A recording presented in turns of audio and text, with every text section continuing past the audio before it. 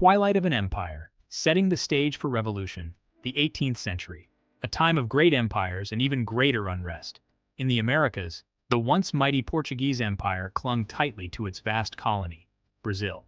For centuries, Portugal had extracted immense wealth from Brazil's fertile lands and rich mines.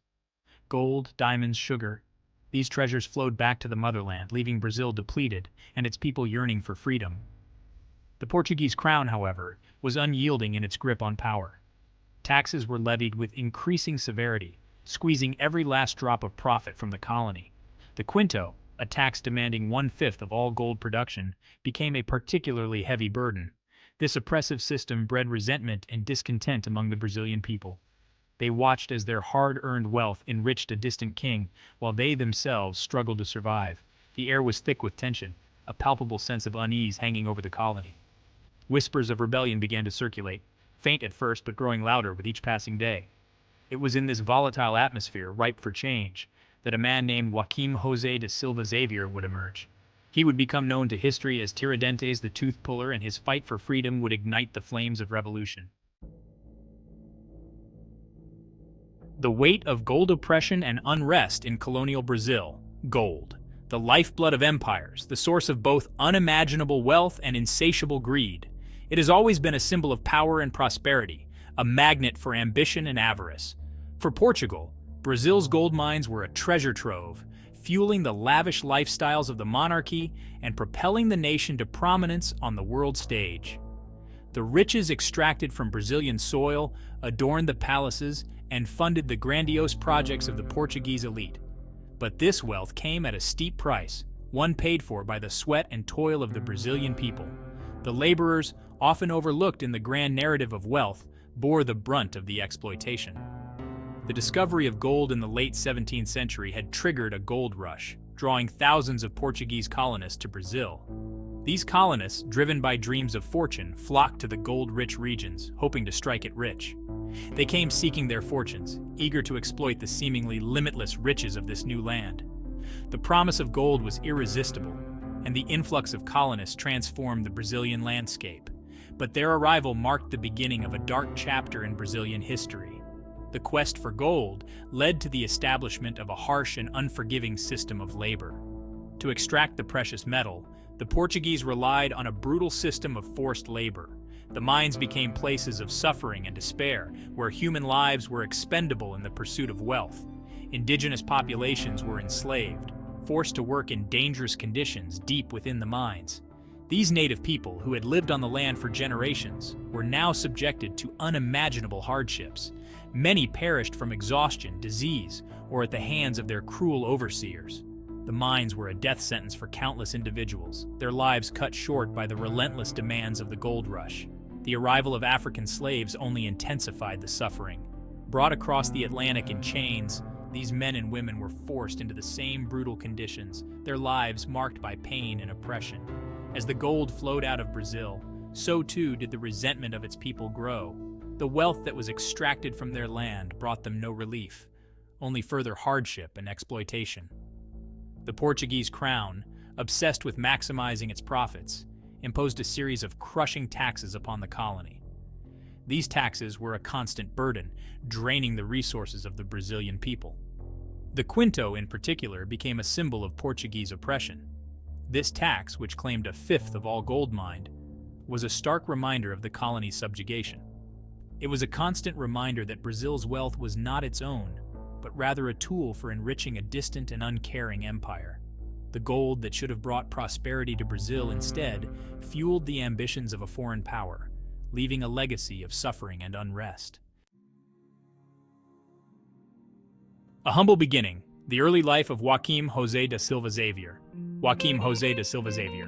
The name itself carries no hint of the revolutionary fervor that would come to define the man. Born in 1746 in the small village of Pompeu, in the heart of Brazil's Minas Gerais region, Joaquim's early life was far removed from the corridors of power and the battlefields of revolution. His family, though not wealthy, instilled in him a strong sense of justice and a deep love for his homeland. His father, a humble rancher, taught him the value of hard work and the importance of standing up for what is right.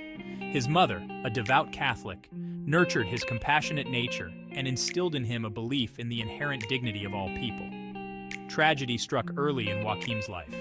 Orphaned at a young age, he was forced to rely on his own wits and determination to survive. He received a rudimentary education from a local priest, but his thirst for knowledge extended far beyond the confines of the classroom.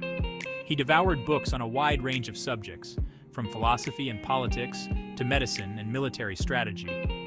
This self-education would prove invaluable in the years to come, shaping his worldview and igniting within him a passion for justice and a burning desire to see his beloved Brazil free from the shackles of colonial rule. Section 4. A man of many talents, Tiradentes, the dentist, and more. Life in colonial Brazil offered limited opportunities for a young man of humble origins, even one as intelligent and driven as Joaquim José de Silva Xavier. Born in 1746 in the captaincy of Minas Conspiracy, Joaquim faced the harsh realities of a society deeply divided by class and race. Despite these challenges, he was determined to carve out a path for himself. Yet he refused to be defined by his circumstances. His resilience and resourcefulness became his greatest assets, allowing him to transcend the limitations imposed by his birth. He possessed a remarkable versatility, a knack for mastering a wide range of skills that allowed him to navigate the complexities of life in 18th century Brazil. From a young age, Joaquim showed an aptitude for learning and a curiosity that drove him to explore various trades and professions. To make a living, Joaquim embraced a variety of professions. He was not content with just one role.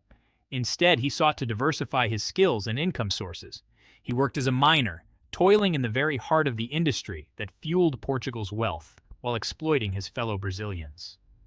The grueling work in the mines exposed him to the harsh conditions and the exploitation faced by the laborers, deepening his understanding of the systemic injustices of the colonial regime. This first-hand experience with the injustices of the colonial system fueled his growing resentment and solidified his determination to fight for change. He saw the suffering of his compatriots and felt a burning desire to challenge the status quo. He also honed his skills as a merchant, traveling throughout the region, buying and selling goods. These travels were not just about commerce. They were opportunities for Joaquim to observe and understand the diverse social fabric of colonial Brazil. These journeys brought him into contact with people from all walks of life, further broadening his horizons and exposing him to the widespread discontent brewing beneath the surface of Brazilian society. He listened to the grievances of the poor, the frustrations of the middle class, and the ambitions of the wealthy, gaining a comprehensive view of the societal dynamics at play. However, it was his skill as a dentist that would earn him the nickname Tiradentes, meaning tooth puller. Dentistry in the 18th century was a rudimentary and often painful practice, but Joaquim's steady hand and relative gentleness set him apart. In an era when dental care was rudimentary and often painful, Tiradentes gained a reputation for his steady hand and relative gentleness. His ability to alleviate pain and provide care earned him the trust and respect of many, allowing him to build connections across different social strata. This skill, though seemingly mundane, would have a profound impact on his life, allowing him to move freely among all levels of society and spread his message of revolution. As he treated patients from various backgrounds, he used these interactions to discuss ideas of freedom and justice, planting the seeds of rebellion in the hearts of many.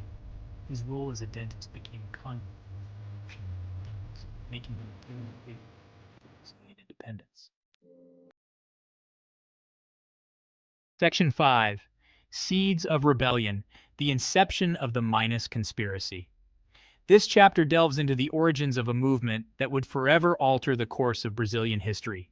The seeds of rebellion, sown by years of Portuguese oppression and nurtured by the growing discontent among the Brazilian people, began to sprout in the fertile ground of Minas Gerais. This region, rich in resources and culture, became the epicenter of a burgeoning desire for change. It was in this atmosphere of simmering revolt that Tiradentes, now a respected figure in his community and driven by an unshakable belief in justice, found himself at the heart of a clandestine movement. His journey from a humble background to a leader of men is a testament to his unwavering dedication to the cause.